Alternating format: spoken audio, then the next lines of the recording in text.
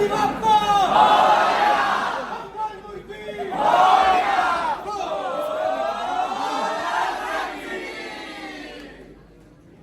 presents a play titled दूसरी चिट्ठी। आज 4 अगस्त 1972 की हसीन शाम और मशहूर कलाकार किशोर कुमार के जन्मदिन के उपलक्ष्य पर पेश करते हैं ये शाम मस्तानी।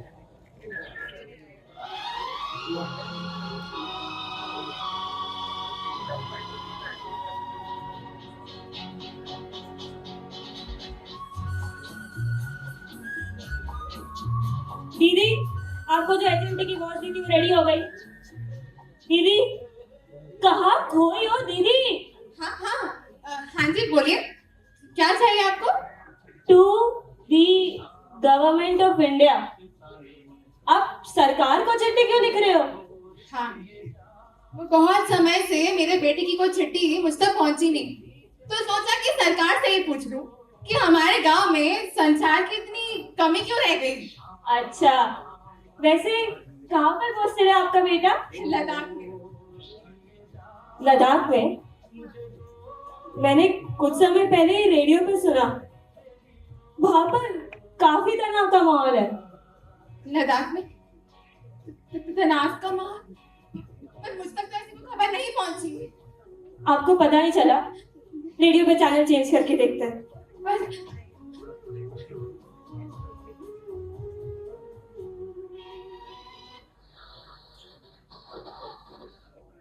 नमस्कार। सूत्रों से पता चला है कि लद्दाख में हुए हमले में भारत के 4 जवान शहीद हुए और 8 जवान अभी भी गंभीर रूप से घायल। आगे की खबरें जानने के लिए सुनते रहिए चैनल क्रमांक 2। अरे ऐसी खबरें तो रोज आती रहती है। पता है, जब मेरा बेटा अर्जुन नया नया फौज में गया था तब भी ऐसी खबरें आती थी, और ऐसी खबरें सुन के ना मन सहम सा जाता था। पर अब क्या, अब तो आदत सी हो गई है। दीदी, मैं आपका भरोसा नहीं तोड़ना चाहती, पर अगर सरकार को ये खबर आप तक पहुंचानी भी होती तो आप तक पहुंचाते कैसे? यहाँ दूर दूर तक कोई पीसीओ भी नहीं है। अरे इसीलिए तो मैं सरकार को चिट्ठी लिख रही हूँ, मेरे बेटे की हालत मुझ तक पहुंचे। क्या ये मेरा हक नहीं? अरे इतनी तरक्की हो गई है कि पीसीओ तक आ गए हैं, पर वो भी सिर्फ बड़े बड़े शहरों तक ही सीमित रह गए हैं। दीदी, आप एक काम कीजिए, पोस्ट ऑफिस जाकर आइए, शायद आपके नाम से कोई चिट्ठी आई हो। हाँ ठीक है, मैं यही करूंगी। हाँ दीदी। ये लीजिए आपकी। मैं ना अपने बेटे अर्जुन के बारे में दीदी, मैं चलती हूँ। पोस्ट ऑफिस से पता लगाऊंगी, वो बताएंगे मेरा बेटा अर्जुन के बारे में। Post office. नमस्ते। एक आप फिर आ गई। आपको कितने बार कहा है भेज दिए चिट्ठी और नहीं आया कोई जवाब। बस ये आखिरी चिट्ठी, मैं कर भी क्या सकती हूँ? मेरे बेटे की खबर मुझ तक पहुंचे, क्या ये मेरा हक नहीं? प्लीज ले लीजिए ना। बार बार एक ही चीज लिखने से जवाब नहीं आने वाला। आप जाइए प्लीज, यहाँ पहले ही बहुत काम पड़ा है। बस ये आखिरी चिट्ठी। जी, आप हर दिन आकर यही करते हैं। जब आपको पता चलता है कोई जवाब नहीं आया, आप 2 चिट्ठियां और लिखते हैं, एक सरकार को और एक आपके बेटे को। आपको क्या लगता है आपकी ये नई वाली चिट्ठी पुरानी चिट्ठी से पहले पहुंच जाएगी? मैं करूँ भी तो क्या करूँ? मेरे बेटे से बात करने का और कोई तरीका भी नहीं है। मेरा बेटा कहाँ है, कैसा है, किस हालत में है, अरे ये भी नहीं पता मुझे। वो जिंदा भी है कि एक माँ को इतना विचारने का हक नहीं। ठीक है, दे दीजिए, आप भिजवा देता हूँ मैं। हाँ। और आ जाएगा जवाब। आ जाएगा। मेरा बेटा अर्जुन, उसका जवाब आ जाएगा। मेरा बेटा आ जाएगा। क्या आप मेजर राणा की माता जी हैं? हाँ, अर्जुन मेरा ही बेटा है। मैंने कहा था ना आपको, मेरा बेटे का जवाब आ जाएगा। मैंने आपको भी कहा था ना, मेरे बेटे का जवाब आ जाएगा। मेरा बेटा है अर्जुन, उसको बेसन के लड्डू बहुत पसंद है, तो मैंने खुद अपने हाथों से उसके लिए बेसन के लड्डू बनाए। आ जाएगा। कहाँ है मेरा बेटा अर्जुन? आप उसको लाना।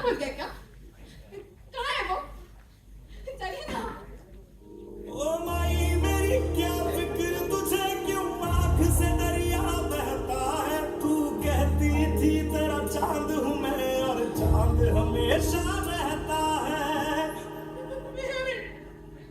तेरी मिट्टी में मिल जावा गुल बन के मैं खिल जावा इतनी सी है दिल की आरज़ू तेरी नदियों में फसलों में लहरा इतनी सी है दिल की आरज़ू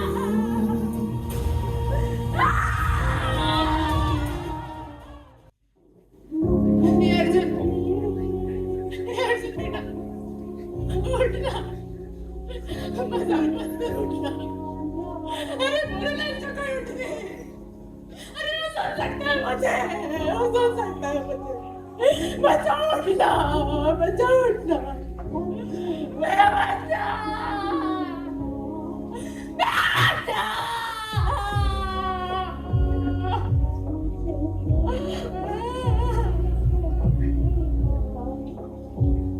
अम्मा अम्मा आप जो चिट्ठियां भेज रही थी वो अर्जुन बाबा पढ़ रहे थे उन सब का जवाब भी आ गया है अब मेरे पास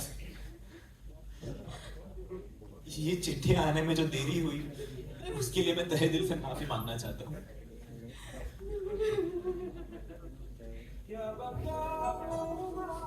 नमस्ते माँ, कैसे हो आप? मेरी चिट्ठी आने पे आपको बहुत खुशी हुई होगी। मैं यहाँ ठीक हूँ, बस आपकी बहुत याद आती है। सोच रहा था दिवाली आ रही है तो मैं भी घर आ जाऊँ। हाँ, ये दिवाली हम साथ में मनाएंगे। आपको याद है ना, मुझे बेसन के लड्डू कितने पसंद है। यहाँ भी पूरा तनाव का माहौल है, पर सब ठीक होते ही मैं आ जाऊंगा। मैं जानता हूँ कि पापा के जाने के बाद आप थोड़ी अकेली हो गई हो, पर आप घबराओ मत, मैं हूं ना। अपना ख्याल रखना माँ। Love you so much. आपका प्यारा बेटा अर्जुन।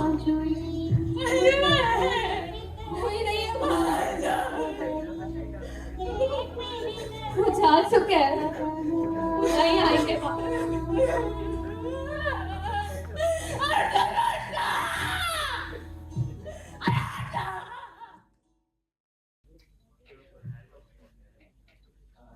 नमस्ते अम्मा।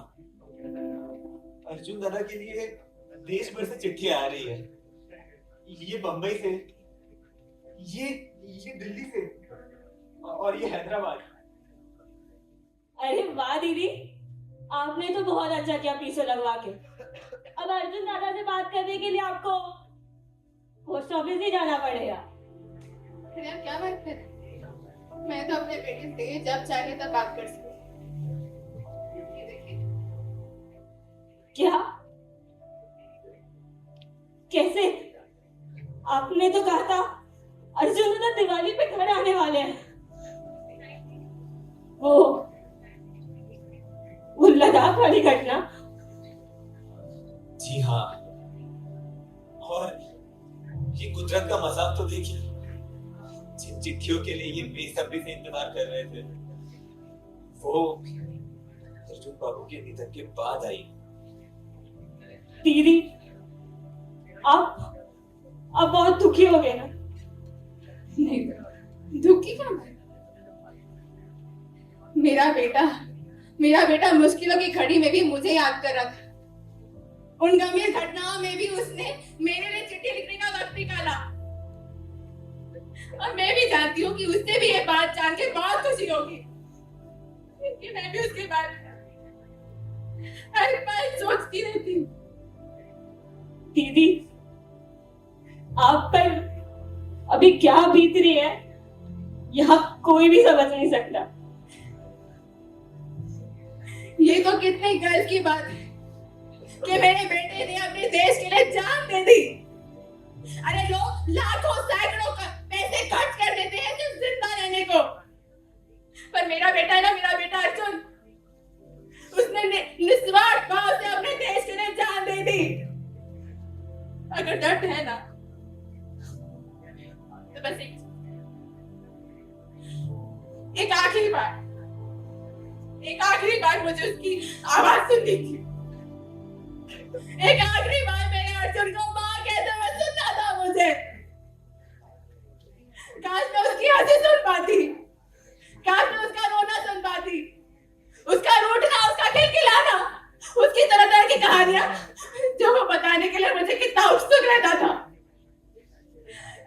मैं अपनी पूरी जिंदगी बस उसकी आवाज सुनने में बिता पाती, बस अब मैं ये नहीं कर पाऊंगी। अब मैं अपने बेटे की आवाज कभी नहीं सुन पाऊंगी। दीदी आइए, हम हैं आपके साथ। हाल चाल पूछने के लिए चिट्ठियां ठीक है, पर जब कोई समस्या हो जाती है तब ये चिट्ठियां कुछ काम की। देश दुनिया भर में इतनी उन्नति हो रही है, पर इन छोटी छोटी बातों पर कोई ध्यान ही नहीं दे रहा। आपकी बात बिल्कुल सही है। इसीलिए तो मैंने बीसीए बॉक्स खड़ा किया है, ताकि इस गांव में अब से मेरे जैसे किसी को भी अपनों से बात करने में कोई कमी नहीं रहेगी। आज से कोई भी खबर, चाहे वो अच्छी हो या बुरी, हमेशा समय पर ही पहुंचेगी, समय पर ही पहुंचेगी। वो कहते हैं ना, सरहद पर खड़े जवान जितना अपनी माँ के होते हैं उतना ही इस भारत माँ के भी। आज आजादी को 24 वर्ष हो गए, फिर भी शहरों की वो तरक्की इन जवानों के गांव तक नहीं पहुंच पाई। अरे ये टेलीफोन और पीसीओ के जमाने में भी मेजर सिंह के ये घर इस सिस्टम में फंस के रहे। अरे ये समय और उन्नति जिस गति से आगे बढ़ रही है, उस गति के बावजूद भी हमारे इस देश के कोने कोने तक ये नहीं पहुंच पाए।